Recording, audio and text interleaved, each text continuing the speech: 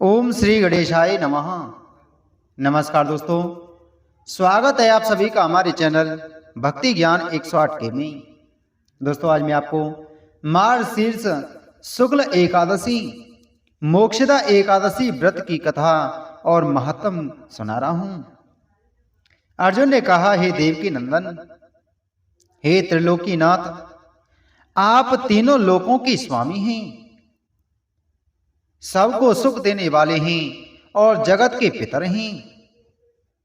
इसलिए मैं आपको बारंबार नमस्कार करता हूं।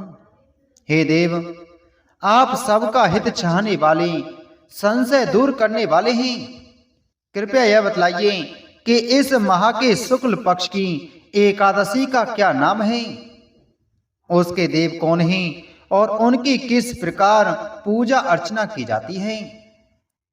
आपकी विशेष कृपा होगी यदि आप मेरा संशय दूर करेंगे। देवकी नंदन बोले, हे अर्जुन, तुमने अत्यंत उत्तम प्रश्न किया है, इसलिए तुम्हारा यश संसार में फैलेगा। तुम ध्यान पूर्वक सुनो। यह एकादशी अनेक पापों को समाप्त कर देती है और यह मोक्षदा के नाम से जानी जाती है। इस दिन श्री दामोदर भगवान की पूजा भक्ति भाव सहित धूप नैवेद्य दीप जलाकर करनी चाहिए। अतः मैं तुम्हें एक पौराणिक कथा सुनाता हूं। इस एकादशी उपवास के प्रभाव से नरक में गए हुए पूर्वज, बंधु बांधव, माता पिता आदि को भी पुनः स्वर्ग में स्थान मिलता है। अतः एकाग्रचित हो यह कथा सुने। प्राचीन काल में गोकुल नामक नगर में बैखानस नार राजा का राज्य था। उसके शासन काल में वेद ज्ञाता अनेक बुद्धिमान ब्राह्मण भी रहते थे। एक दिवस रात्रि को राजा ने अपने पिता को नरक में पड़ा देखा। उसको स्वप्न में देखकर वह दुखी और चकित हुआ। दिल निकलने पर उसने अपने विद्वान ब्राह्मणों को सभा में बुलाकर उनके समक्ष स्वप्न की बात कही। राजा ने उन्हें बतलाया, हे विद्वानों, मैंने रात्रि को सोते हुए स्वप्न में अपने पिता को नरक में रहते हुए देखा है। वह मुझे नरक से मुक्ति दिलवाने के लिए कह रहे थे। वे वहां पर अत्यंत बेचैन और दुखी हैं। अतः मुझे पिता का दुख जानकर धन वैभव राजकाज ऐश्वर्य हाथी घोड़े पत्नी व संतान कुछ भी अच्छा नहीं लग रहा है।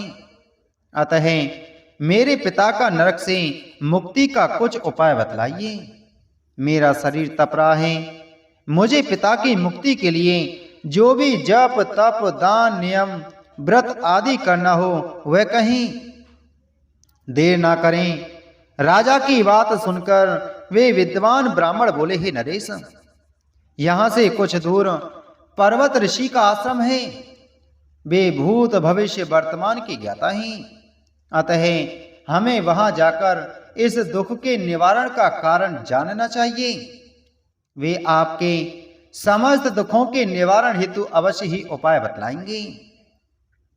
अपने राज्य के बुद्धिमान पंडितों की बात सुनकर गोकुल नरेश पर्वत मुनि के आश्रम में गए। वहां पर राजा ने और अनेक ऋषियों को भी तपस्या में लीन देखा। पर्वत मुनि उनके मध्य विराजमान ब्रह्मा के समान प्रतीत होते थे। राजा ने जाकर पर्वत मुनि व अन्य ऋषियों को साष्टांग प्रणाम किया। ऋषिराज ने नरेश के कुशल क्षेम पूछकर उनके आने का कारण पूछा। तब राजा ने ऋषि से कहा, हे ऋषिराज, मेरे राज्य में सर्वत्र शांति है, परंतु एक रात्रि मैंने स्वप्न में अपने पिता को नरक में देखा। वह नरक से मुक्ति होने के लिए मुझसे प्रार्थना कर रहे थे। अतः नरक से उनकी मुक्ति का उपाय बतलाइए। यह सब सुनकर पर्वत मुनि ध्यानस्थ हो गए। अपने योग बल से राजा के पिता के भूत व भविष्य पर सोचने लगे। इस प्रकार ऋषिराज ने नरेश के पिता द्वारा किए गए कुकर्मों का हाल जान लिया। कुछ काल बाद उन्होंने नेत्र खोले और राजा से बोले, हे नरेश, मैंने भूतकाल में तुम्हारे पिता द्वारा किए गए दुष्कर्मों को जान लिया है। आपके पिता ने पूर्व जन्म में सौत के कहने पर अपनी कामातुर दूसरी रानी को मांगने पर भी ऋतुदान नहीं दिया। उसी पाप के कारण तुम्हारे पिताश्री आज नरक भोग रहे हैं।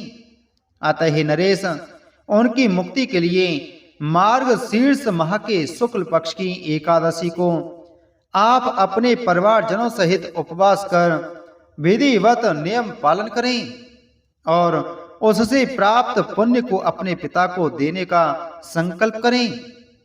उस एकादशी का नाम मोक्षदा एकादशी है।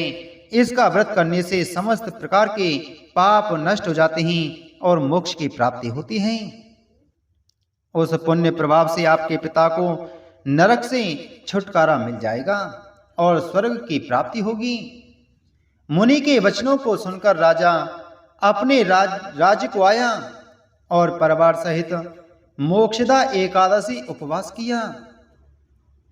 उस उपवास के पुण्य को राजा ने अपने पिता को दे दिया, अर्थात संकल्प छोड़ दिया कि मैंने जो एकादशी का उपवास किया है इसका पुण्य मेरे पिता को जाकर लगे और उनको नरक से मुक्ति प्राप्त हो और स्वर्ग की प्राप्ति हो।